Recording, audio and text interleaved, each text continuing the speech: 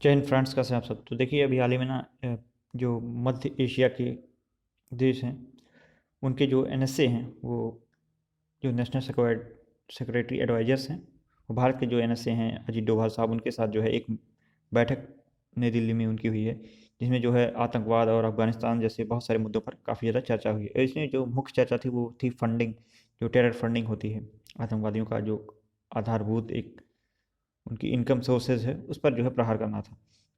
तो एनएसए ने अफगानिस्तान में मौजूदा स्थिति और क्षेत्र की सुरक्षा और स्थिरता पर भी चर्चा की। साथ में उन्होंने शांतिपूर्ण, स्थिर और सुरक्षित अफगानिस्तान के लिए अपने मजबूत समर्थन को भी दोहराया हुआ है।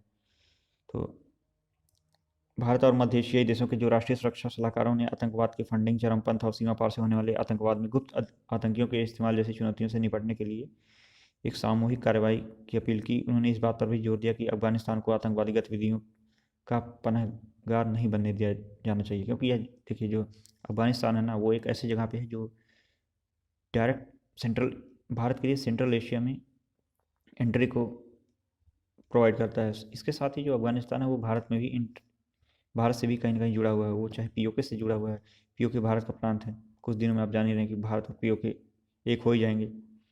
तो ऐसी स्थिति में भारत का जो आधिकारिक मैप वो भी ये दर्शाता है कि पीओके जो है भारत का हिस्सा है। और भारत सरकार भी ये चाहती है कि वो इस प्रकार की मीटिंग करके ये दिखाना चाहती है, पाकिस्तान पर एक दबाव भी बनाना चाहती है। और टेरर फंडिंग पर भी इससे यदि प्रहार हो जाएगा तो आतंकवादियों के लिए जो फाइनेंशियल उनकी रीच थी वो कम हो जाएगी। उनकी फाइनेंशियल जो स्थिति है उसे तोड़ दी जाएगी टेरर फंडिंग पर प्रहार करके। तो इसी पर ये बैठक हुई है। बैठक के बाद एक संयुक्त बयान में कहा गया कि विभिन्न देशों को सड़क मार्ग से जोड़ने की जो ये इनिशिएटिव है ना, पारदर्शिता और सभी देशों की संप्रभुता और क्षेत्रीय अखंडता के सम्मान के सिद्धांतों पर आधारित होनी चाहिए। यहाँ यह जो मामला है वह चीन की वन बेल्ट वन रोड जो परियोजना थी,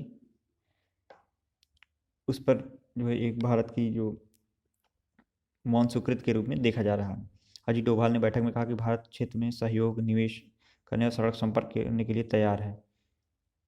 तो फाइनेंशियल फंडिंग को रोकना भी लक्ष्य आतंकवादी समूहों पर, मतलब आतंकवादी समूहों से खतरे पर। उन्होंने कहा कि वित्तीय समर्थन आतंकवाद का जीवन आधार है और देश में आतंकवाद की फंडिंग रोकने पर सर्वाधिक प्राथमिकता दी जानी चाहिए। मध्य एशिया को भारत का विस्तारित पड़ोस बताते हुए एनएसए ने कहा कि नई दिल्ली इस क्षेत्र को सर्वोच्च प्राथमिकता देता है और अफगानिस्तान हम सभी के लिए महत्वपूर्ण मुद्दा है। देखिए, जो मध्य एशिया के देश है ना, उसमें अधिकांश जो हैं वो इस्लामिक संस्कृति पर बेस्ड है। मतलब उनकी जो संस्कृति है वो इस्लाम से काफ़ी ज़्यादा जुड़ी हुई है।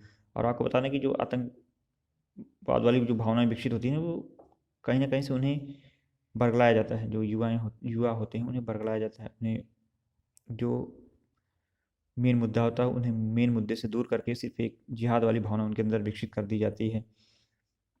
तो इसी पर जो एनएसए हैं, ये सभी देश के एनएसए हैं मध्य एशिया के और भारत के एनएसए, इन्होंने इसी मुद्दे पर ही बात की है कि यदि टेरर फंडिंग नहीं होगी तो उन्हें जो संसाधन होंगे वो नहीं प्राप्त होंगे। और साथ में जब कोई संसाधन नहीं प्राप्त होगा तो कोई भी व्यक्ति क्यों टेरर या फिर आतंकवाद ज्वाइन करेगा। आतंकवाद की स्थिति क्यों ऐसा उत्पन्न होगा, ऐसी स्थिति। तो वहीं पर जो अजीत डोभाल साहब ने उनकी मेज़बानी की हुई बैठक में अफगानिस्तान की संप्रभुता, एकता और क्षेत्रीय अखंडता का सम्मान करने की ज़रूरत पर बल दिया गया। उन्होंने आंतरिक मामलों में हस्तक्षेप नहीं करने का भी आग्रह किया है। बैठक में कजाकिस्तान, किर्गिस्तान, ताजिकिस्तान और उज्बेकिस्तान के एनएसए ने भाग लिया। वहीं तुर्कमेनिस्तान का प्रतिनिधित्व भारत में उसके राजदूत ने किया। आपको बता दें कि जितने भी आतंकी समूहों का है ना, उनको पाकिस्तान का ओपन समर्थन है, खुला समर्थन है पाकिस्तान। और पाकिस्तान को समर्थन है चीन, तुर्की, कतर और अजरबैजान जैसे देशों का। एक संयुक्त बयान में कहा गया कि अधिकारी इस बात पर सहमत हैं कि क्षेत्र के लिए आतंकवादियों के दुष्प्रचार, भर्ती और धन उगाही की कोशिशों के विस्तार की गंभीर सुरक्षा प्रभाव हो सकते हैं। इसलिए सामूहिक कार्रवाई अत्यधिक आवश्यक है। नई और उभरती प्रौद्योगिकियों का दुरुपयोग, हथियारों और नशीले पदार्थों की तस्करी, सीमा पर से आतंकवाद के लिए गुप्त आतंकियों का इस्तेमाल, दुष्प्रचार फैलाने के लिए साइबर जगत का दुरुपयोग और मानव रहित हवाई प्रणाली आतंकवाद रोधी प्रयासों में नई चुनौतियां पेश करती हैं और सामूहिक कार्रवाई की जरूरत को रेखांकित करती हैं। सीमा पार से आतंकवाद के उल्लेख को भारत पर निशाना साधने वाले विभिन्न आतंकी समूहों को पाकिस्तान के समर्थन के संदर्भ में देखा जा रहा है। जहाँ इस समय जो स्थिति है ना, सभी आतंकवादी जो है ना, वो जिस प्रकार से टेक्नोलॉजी जो है सभी लोगों के लिए आती है, मिलिट्री यूज़ करती है, आर्मी यूज़ करती है, एयरफोर्स, या फिर आप देख रहे हैं यूनिवर्सिटीज़ में जो टीचर्स मतलब प्रोफेसर्स को मिलते हैं या स्टूडेंट्स को टेक्नोलॉजी प्रोवाइड की जाती है सीखने के लिए, वही टेक्नोलॉजी का उपयोग जो है वो जो फाइनेंशियल टेरर मतलब फाइनेंशियल फंडिंग होती है उन्हें टेरर फंडिंग, उसी का उपयोग करते, उसी फाइनेंस का उपयोग करते, पैसों का उपयोग करके वो जो है नई नई टेक्नोलॉजी की जो इक्विपमेंट्स उन्हें खरीद के आतंकवादियों को ट्रेंड करती हैं। जैसे इस समय देख रहे हैं आप कि पाकिस्तान का जो आईएसआई है वो खालिस्तानी आतंकियों को जो है ट्रेन कर रहा है। अब जो है नए नए तरीके से हमले हो रहे हैं, कोई आरपीजी अटैक हो रहा है, कहीं पे कहीं ड्रोन अटैक हो रहा है, साइबर अटैक हो रहा है, तो इस प्रकार के हमले बढ़ रहे हैं। तो इसी पर जो भारत सरकार ने जो है मध्य एशिया के जो एनएसए हैं उनसे चर्चा की है कि हमने जो है नई प्रौद्योगिकियों पर रोक लगानी चाहिए जो कि टेरर फंडिंग के द्वारा ही आतंकवादियों को प्राप्त होंगी। और उन्होंने ये भी कहा कि अफगानिस्तान को जो है आतंकियों का पनाहगार नहीं बनने दिया जाना चाहिए, नहीं तो वो उसका गलत उपयोग करेंगे अफगानिस्तान की भूमिका। एनएसए ने अफगानिस्तान में मौजूदा स्थिति और क्षेत्र की सुरक्षा पर भी चर्चा की। उन्होंने अफगानिस्तान के लिए अपने शांतिपूर्ण, स्थिर और सुरक्षित अफगानिस्तान के लिए समर्थन को दोहराया है। सुरक्षा अधिकारियों ने इस बात पर भी जोर दिया कि अफगानिस्तान के क्षेत्र का उपयोग आश्रय, प्रशिक्षण योजना या किसी भी आतंकवादी कृत्य की फंडिंग के लिए नहीं किया जाना चाहिए। यूएनएससी के प्रस्ताव 2593 जो 2021 के महत्व को भी दोहराया कि यूएनएससी के प्रस्ताव 1267 के तहत प्रतिबंधित संगठन समेत किसी भी आतंकवादी संगठन को पनाह नहीं मिलनी चाहिए या अफगानिस्तान की सरजमी का उपयोग करने की अनुमति नहीं मिलनी चाहिए।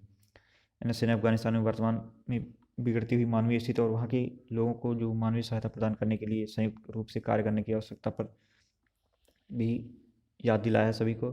बैठक में सभी तरह के आतंकवाद की जो है कड़े शब्दों में निंदा की गई है और इस बुराई से निपटने के लिए मिलकर कार्य करने के लिए सभी को जागरूक किया गया है और सभी को कहा भी गया है। एनएसए ने अंतर्राष्ट्रीय आतंकवाद पर संयुक्त राष्ट्र के व्यापक समझौते की जल्दी अपनाने की भी मजबूत वकालत की है। और उन्होंने जो है चीन चाइना का जो ओबोर प्रोजेक्ट है ना, one belt and one road या फिर BRI belt and road initiative, उस पर भी चर्चा की है। बैठक के दौरान इस बात पर को भी दोहराया गया कि अब अच्छा संपर्क जो कनेक्टिविटी होती है ना, वह व्यापार और वाणिज्य को बढ़ाने में कारगर हो सकती है। भारत और मध्य एशियाई देशों के बीच करीबी संवाद सुनिश्चित करने में भी सहायक हो सकता है।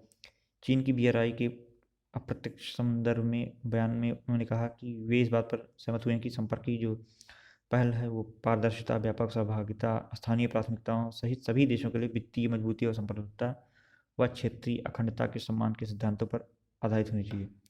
मतलब ये हुआ कि जो भारत है ना वो ये नहीं चाहता कि देखिए वो जो BRI प्रोजेक्ट है ना वो CPEC वाला, चाइना पाकिस्तान इकोनॉमिक कॉरिडोर, वो जो आप जान रहे हैं POK से होकर गुजरा हुआ है और POK भारत का एक प्रमुख भारतीय संघ का एक प्रमुख भाग है, भारत राष्ट्र का। और इसमें जो है बिना भारत की अनुमति के ही जो ये निर्माण कार्य प्रारंभ हुआ है, तो भारत ने इस पर जो है ना अपना मतलब उसका नाम ना लेते हुए इसकी चर्चा की और उन्होंने कहा कि सभी की जो क्षेत्रीय अखंडता है और संप्रभुता है उसका सम्मान होना चाहिए। तो डोभाल ने अफगानिस्तान समेत क्षेत्र में आतंकवाद की चुनौतियों से निपटने के लिए एक जो प्रारूप है उसे भी तैयार किया है और उसे साझा करने को भी कहा है। इसके अतिरिक्त जो है पहली भारतीय मध्य एशिया शिखर वार्ता में लिए गए फैसलों के अनुरूप व्यापक सुरक्षा को और मजबूत करने के तरीकों पर भी ध्यान दिया गया है। और डोभाल साहब ने अधिकतम समय आतंकवाद की चुनौती, अफगानिस्तान की स्थिति और क्षेत्रीय संपर्क परियोजना के महत्व पर बात की हुई। आपको बता दें इससे पूर्व भी जो है ऐसी बैठकें होती रहती हैं। उन्होंने पाकिस्तानी आतंकवादी समूहों पर भी चिंता जताई है। यह जैश ए मोहम्मद और लश्कर ए तैयबा जैसे पाकिस्तानी आतंकी समूहों और अन्य की आतंकी गतिविधियों के लिए अफगानिस्तान की धरती का इस्तेमाल हो, इसके लिए जो भारत ने इस पर चिंता व्यक्त की है। उन्होंने कहा कि आतंकवाद के लिए फंडिंग ही उनका आधार है। हाँ, यदि फंडिंग नहीं मिलेगी तो आतंकवाद नहीं, दुनिया का कोई भी काम नहीं हो सकता। सभी लोग जान रहे हैं कि कार्य करने के लिए पैसों की आवश्यकता तो होगी ही। और इनमें क्या है, आतंकवादी कैसे बनाए जाते हैं, ट्रेन उनके अंदर भरा जाता है, जिहाद वाली भावनाएं भर देंगे, उल्टे सीधे वीडियो दिखाएंगे एडिट कर करके। जैसे जैसे आप देख रहे हैं इंडिया में होता है, वीडियो की एडिटिंग कर देंगे, जिसको मन करे उसको जोड़ देंगे, कोई भी मीडिया कुछ भी दिखाए चलता रहता है। तो वही स्थिति आतंकवादियों के परिप्रेक्ष्य में, वो वीडियो दिखाएंगे कहीं का भी रहेगा, उसमें एडिट करके उन्हें इस प्रकार से दिखाएंगे कि उनके अंदर ऐसी भावनाएं भर देंगे आतंकवाद वाली, बस मारना है तुम्हें, 72 हूरें मिलेंगी। तो यही स्थिति है आतंकवाद के लिए। जो टेरर फंडिंग है ना, वही उनकी आधार है। अतः टेरर फंडिंग को रोकना ही आतंकवाद को रोकने के लिए सर्वोच्च प्राथमिकता होनी चाहिए। उन्होंने यूनाइटेड स्टेट के सदस्य देशों से आतंकवादी कृत्यों में शामिल संस्थाओं या लोगों को किसी भी प्रकार की सहायता प्रदान करने से बचने और आतंकवाद रोधी समझौतों व प्रोटोकॉलों का दायित्व पूरा करने के लिए भी आह्वान किया है। जी हाँ, भारत हमेशा से ये बात कहता है कि कोई भी अच्छा आतंकवादी और बुरा आतंकवादी नहीं होता। आतंकवादी मतलब आतंकवादी, आतंकवाद मतलब आतंकवाद। There is no such type of terrorism which include good और बैड। मतलब अच्छा आतंकवाद और बुरा आतंकवाद क्या है, मतलब आतंकवादी है तो वो आतंकवादी है। तो यही जो भारत का मुद्दा है, ये भारत बहुत वर्षों से कह रहा है, लेकिन अभी भी लोग इसमें बटे हुए रहते हैं। उनके इस बयान को चीन की बेल्ट एंड रोड इनिशिएटिव परियोजना के संदर्भ में भी देखा जा रहा है, जो उन्होंने रोड कनेक्टिविटी के बारे में चर्चा की। डोभाल ने जनवरी में हुए पहले भारतीय मध्य एशिया शिखर सम्मेलन का भी उल्लेख किया, जिसकी मेजबानी प्रधानमंत्री ने की थी। यह सम्मेलन ऑनलाइन आयोजित किया गया था। तो देखते हैं अब भारत सरकार को आतंकवाद को रोकने में जो है कितनी सफलता मिलती है। लेकिन भारत सरकार जो है अपना जी जान लगा चुकी है आतंकवाद को रोकने के लिए।